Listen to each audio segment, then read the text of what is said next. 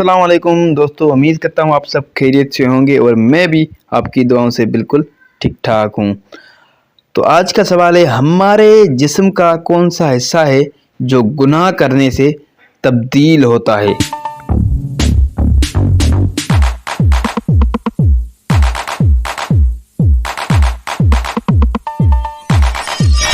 तो दोस्तों जो राइट आंसर है वो ऑप्शन नंबर डी है, दिल। इसका जो है आंसर है, ये राइट आंसर है। तो इससे भी आपको थोड़ी बहुत नॉलेज मिल गई होगी। और मज़ीद ऐसे सवालात के लिए हमारे चैनल को करें सब्सक्राइब, और वीडियो अच्छी लगे तो वीडियो को भी लाइक करना। कमेंट में ये ज़रूर बताना कि ये सवाल आपको पहले याद था या नहीं, वो अभी आप कमेंट में हमें ज़रूर बताएं। और चैनल पर पहली मरतबा आएँ तो चैनल को करें सब्सक्राइब।